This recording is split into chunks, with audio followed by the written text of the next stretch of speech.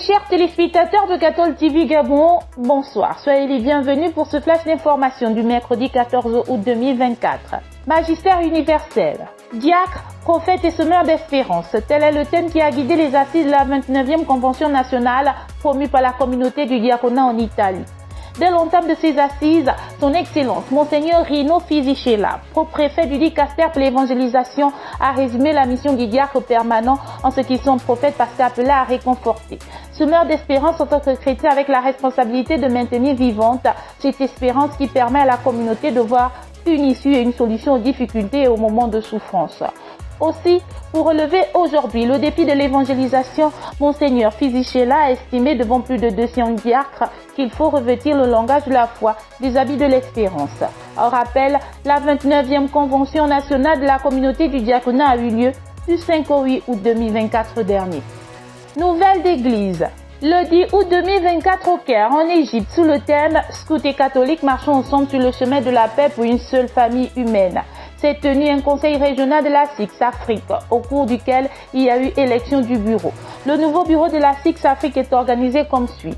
Président, Agatino Géo Bernabé Mandakadjana, Madagascar. Vice-président, Gouwanda Menengre Oscar Zoinga, Burkina Faso. Trésorier général, Ndongotar Nelio, Tchad. Secrétaire régional, Pascal Mwangala Mukondi, RDC.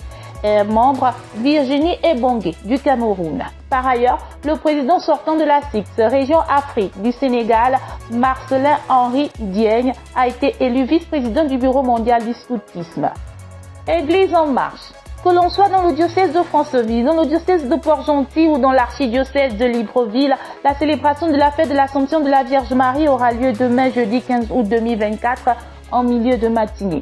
À cet effet, une célébration de la veille au soir est en cours. Elle s'est ouverte à 16h par l'adoration du Saint-Sacrement suivi de l'enseignement sur la Vierge Marie pour s'achever par une célébration eucharistique. On reste dans le cadre de la célébration de l'Assomption de la Vierge Marie avec la messe d'action de grâce qui sera présidée par le Père Antoniak Yarosla, communément appelé Père Yarek, prêtre de l'ordre des frères mineurs du Gabon, qui a de nouveau foulé le sol du sanctuaire Maria Notre-Dame du Gabon après une année sabbatique. Occasion donnée pour tous les fidèles de la communauté Notre-Dame des Sept Douleurs de rendre grâce à Dieu pour le don de sa vie. Dans le diocèse de Mouila, le sanctuaire Notre-Dame des Trois Épis de l'Équateur à Sindara accueille depuis 3 jours une cinquantaine de pèlerins venus de Port-Gentil, Mouila, Libreville et Lambaréné. Ils se donnent de s'abreuver et de contempler le visage aimant de la Madone sous le thème Marie, Mère priante.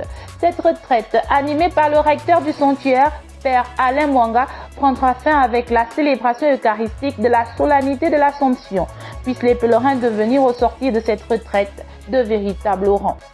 Chers téléspectateurs de Cathol TV Gabon, c'est ainsi que s'achève votre flash d'information de ce mercredi 14 août 2024.